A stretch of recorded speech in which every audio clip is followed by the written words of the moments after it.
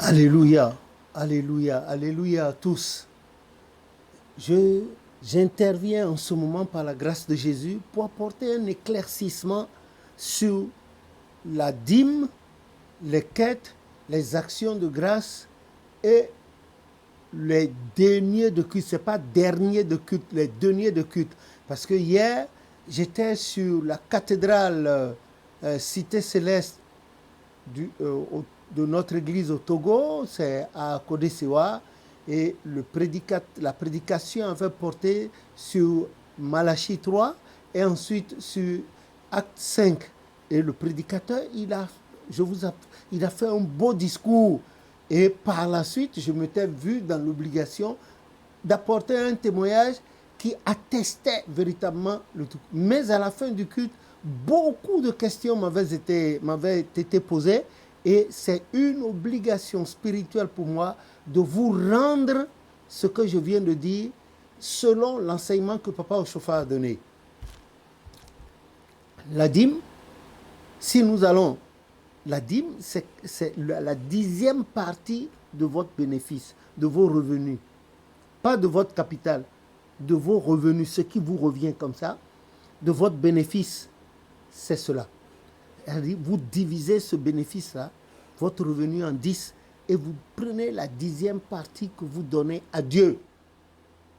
Dans tout ce que vous ferez, même des chômeurs, des gens qui n'ont pas de salaire comme moi, doivent payer leurs dîmes, leurs deniers de culte, les quêtes, tout ça. C'est une obligation spirituelle personnelle. Si vous avez les enfants, comme Proverbe 22, verset 6 a commencé par dire, apprenez-leur ça depuis le bas âge déjà, à faire cela. Il y a un grand avantage là-dedans. Moi, il fut une année, je n'ai pas oublié, mais je croyais avoir payé la dîme. Elle était là. Et je l'ai dépensée sans savoir, pensant avoir déjà payé. Mais je sais ce que le Seigneur m'a fait devant Dieu, devant les hommes. Je ne veux pas que cela vous arrive. Et j'ai compris. J'ai toujours payé ma dîme, quoique sans salaire. Mais la dîme, c'est cela.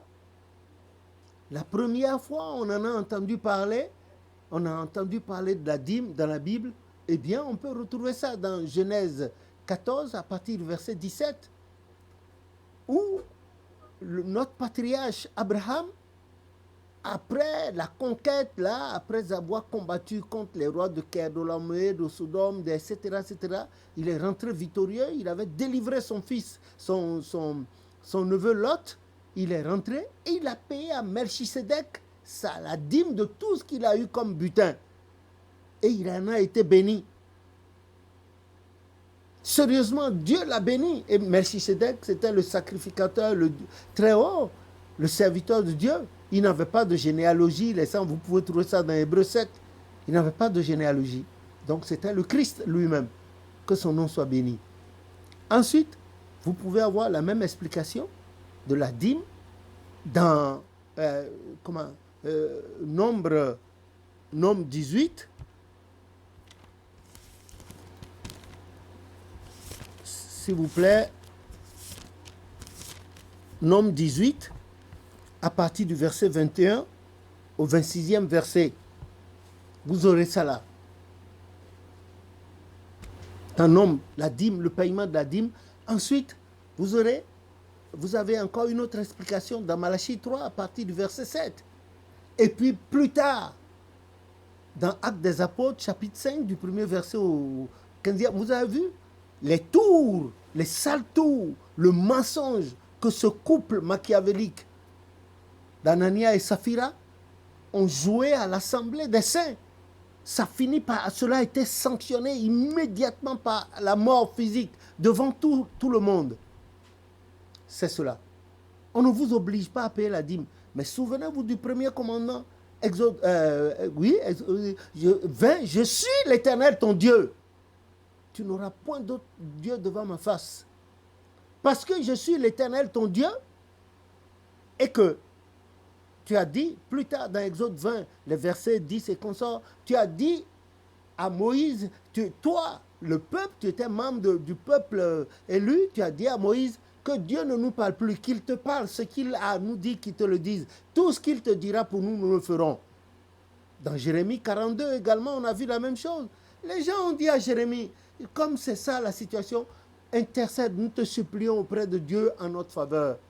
Tout ce qu'il te demandera pour nous, tout ce que tu lui diras de notre part et ce qu'il te dira à toi pour nous, nous le ferons.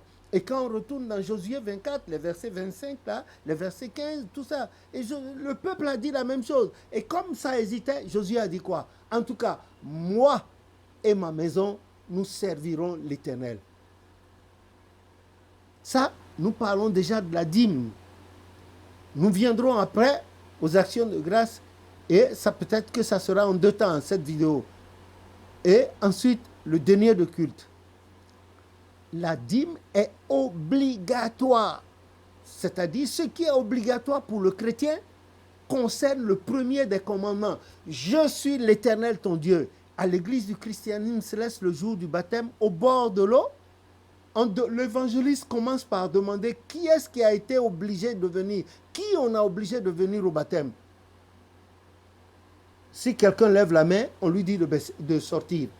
On vient au baptême librement. Si tu viens au baptême, dans l'église du christianisme céleste, après ton 1 an d'observation, après le bain de purification, eh bien, ce jour-là, tu lèveras la bougie par-dessus ta tête, tu vas jurer par le ciel le trône de Dieu et par la terre son marchepied. Et on te citera les articles qu'il faut dans la constitution de l'église. Tu as dit, oui, je vais servir l'Éternel dans l'église du christianisme céleste. Tout ce qui a été dit pour le bonheur des chrétiens célestes, je le ferai. Maintenant, là, tu as dit tout ça, et après, au moment de donner la dîme, tu commences par rechigner. Or, Dieu lui-même n'est pas un homme pour mentir. Ce qu'il a dit, il accomplira. Donc, toi aussi, comme a dit Jésus-Christ dans Matthieu 5,37, que votre oui soit oui, que votre non soit non. Le reste vient du malin. Donc, la dîme, là, c'est la 10e partie de votre bénéfice, de votre revenu, de tout ce que vous ferez. Je n'ai pas dit le capital initial, non. Tout ce que vous faites. On a vu des pêcheurs payer leur dîme. Dès qu'ils prennent leur pirogue le matin, nos frères, les toffins, ils vont.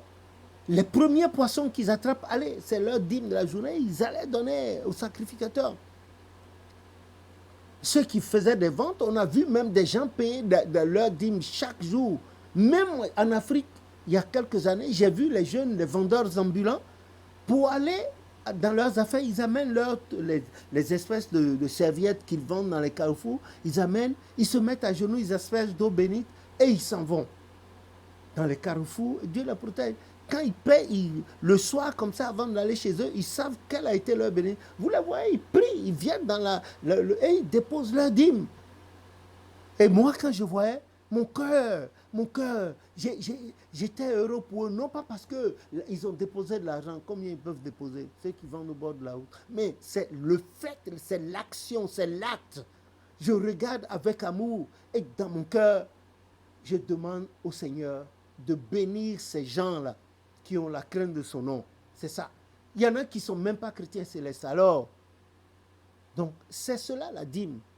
Et tout le monde doit payer sa dîme. Quiconque sait que Dieu est Dieu et accepte l'exercice de l'autorité de Dieu sur soi, celui-là doit payer sa dîme d'une manière ou d'une autre. Il y a toutes les formes de dîme et des explications dans la Bible. On va y revenir dans une deuxième vidéo. Permettez que j'arrête ici pour que la vidéo ne soit pas longue.